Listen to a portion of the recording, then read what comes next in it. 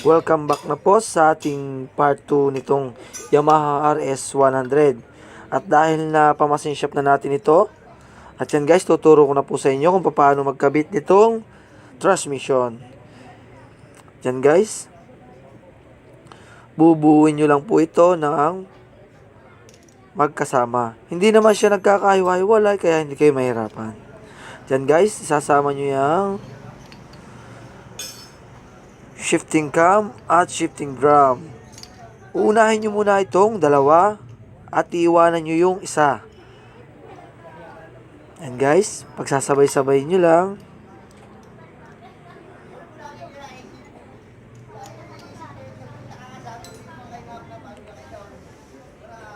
Mamaya na guys yung isa, kakabit nyo lang yan.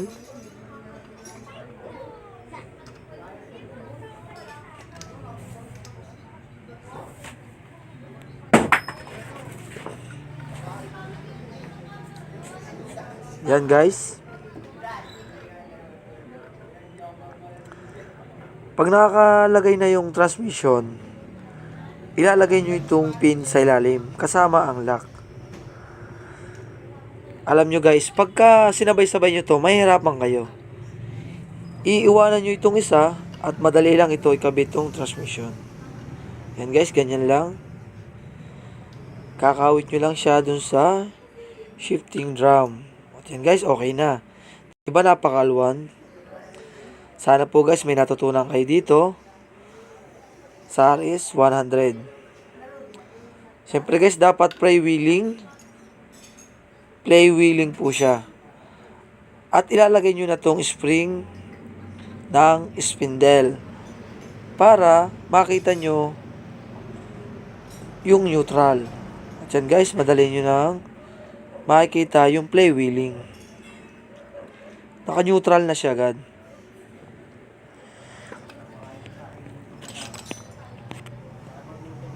Shoutout po tayo. Julius Nicolas, Jerry Hernandez, Norms Arilaga from Tayug, Pangasinan, and John Raymond Lopez, shout out, and Gilbert Pamananot. Pinsan ko po ito na nag-request itong RS100. Maraming salamat sa iyo at sana ay may matutunan ka dito at ito po ay gustong maging mekaniko. Sana ay matagumpay po yung pagmemekaniko mo. And Freddy Olivar from Davao City, shout out. And Rowan Evangeles, shout out. And Rasul Abpit, shout out din sa iyo ng marami. At maraming salamat sa mga sumusuporta sa aking video. At mabuhay kayong lahat. At matagal tayo magsama. At marami sana kayo matutunan sa aking tutorial tungkol sa makina. At yan guys, pag nalagay nyo na yung sigunyal,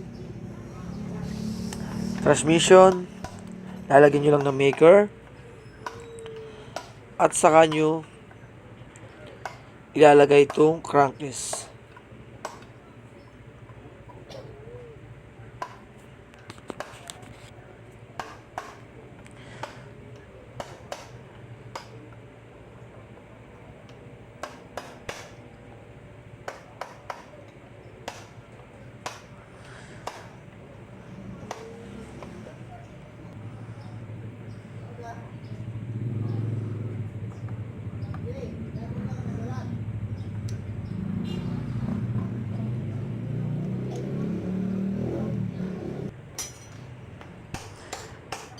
Gagamit kayo dito ng impact drive.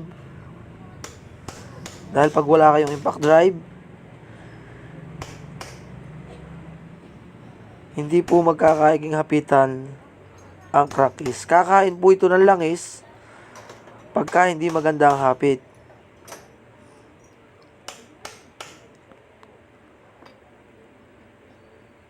At kung may katanungan lang po kayo, comment lang po sa ilalim ng ating video. And kung bago ka pa lang sa aking video, subscribe and huwag mo kakalimutang pindutin yung notification bell para lagi kang updated sa ating video. So guys, napakaluwan lang nitong RS100. At sana'y makuha nyo at matutunan nyo. Hindi man ako madamot i-share at ituro sa inyo. Masaya na ako basta may matutunan kayo. Ang tawag po dito guys ay center all seal. Ito po ay nasisira po ito pagka kumakain ng langis.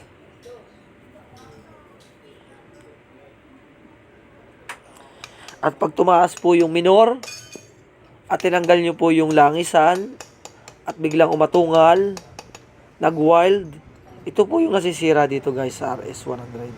At sana guys, may nakatulong ako sa inyo. Tatandaan nyo guys, pagka ulwa tong ulsil ng center, ito po ay nataas ang minor, nagwa-wild, at isa pa ay mahirap, panda rin. At paano nyo naman malaman kung ulwa ito?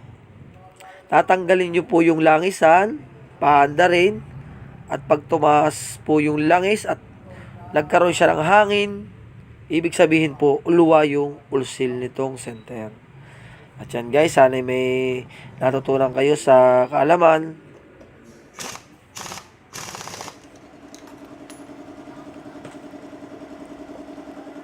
Saka pala guys, kailangan pag naikabit nyo na itong crankcase, kailangan titingnan nyo kung hindi maganit yung kanyang sigunyal. Kailangan maganda yung ikot ng connecting rod.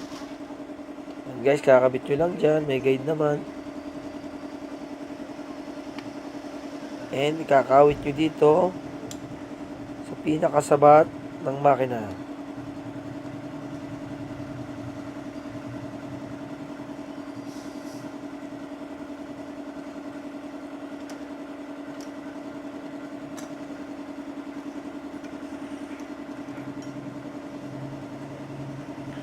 And pre-wheeling,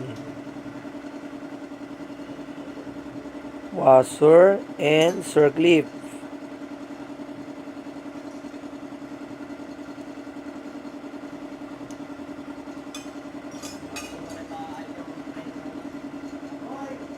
Siyempre, washer ng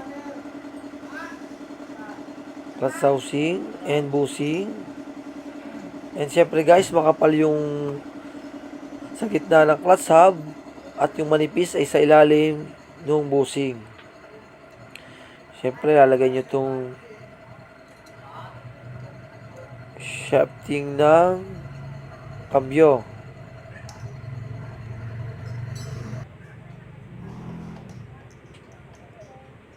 And guys,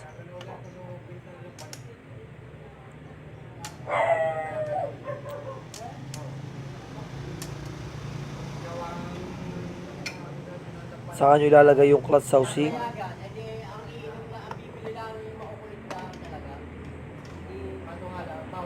And washer na makapal. At saka nyo ilalagay itong clutch hub. Siyempre may washer and nut, 19 socket.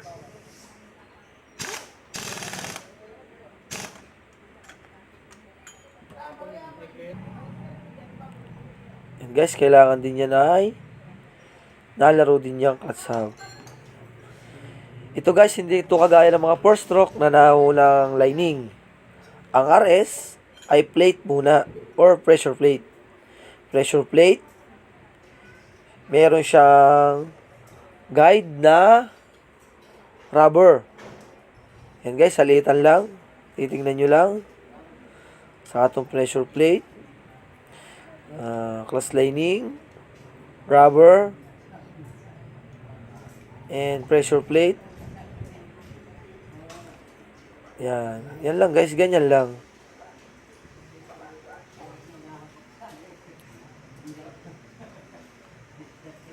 Siyempre, bago nyo ilagay yung clutch hub or clutch boost, kailangan meron siyang toser.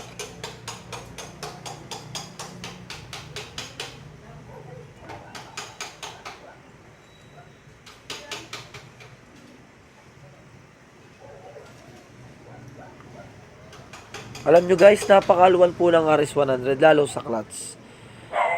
Pag po original pa yung Tucson, ang original niya po ditong bulitas ay isa lang. Hindi nyo po pwedeng dalawahin kasi mahihirapan kayong mag-adjust ng clutch release. Kailangan guys, ilalagay nyo sa stock na isa lang yung bulitas para makuha nyo yung tamang timpla ng clutch natin. Maglalagay lang tayo dito ng dalawang bulitas sa clutch kung patama na yung ating clutch release.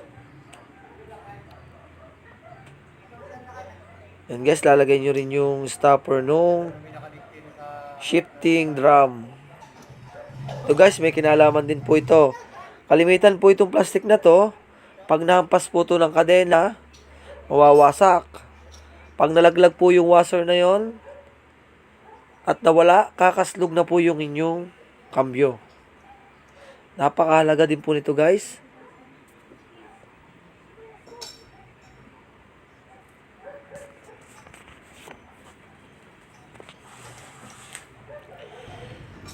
And syempre guys, yung mga tumutulo na sakit ng RS, kailangan di mawawala yung o-ring. Pag wala tong o-ring, tutulo pa rin po yan sa sprocket. At ang sintomas po niyang natulong yan, nababasa ang kadena. Kahit bago na yung oil seal, kung wala namang o-ring, tutulo po yung langis. At sana may natutunan naman kayo doon sa tips kong yon. At ilalagay nyo yung washer and mayroon siyang C-clip sa kambyo. Isa pa rin guys yung C-clip na yon. Pag natanggal din yung C-clip na yon, maghahap ang kambyo at may ipit. Yan guys, kakabit na natin sa body. 3 lang naman yung tornilyo sa makina. At kakabit nyo yung bulitas. Yan yung guys yung sinasabi kong bulitas. Kailangan isa lang para matimpla nyo yung magandang clutch. Lalagay nyo yung sprocket, lalagay nyo yung cable ng bomba na langis. At yan guys, nakakabit na lahat. At paanda rin natin to. Siyempre, nilagyan ko na rin to ng langis. Ang langis po ng RS ay 700 ml lang. At yan guys, sumaandar na yung RS100. At napakaganda na po ng andar nito. At sana guys, may natutunan kayo dito sa Yamaha RS100. At sana po ay nakuha nyo yung mga tinuro ko. At maraming salamat sa lahat ng mga sumusuporta sa aking video. At lalo na po sa Palapaan Motors, sa spare parts, sa aking boss, Renato Mali. Maraming salamat po sa inyo. At sana po ay maging matagumpay ang ating samahan at ang ating shop. And God bless po sa inyong lahat.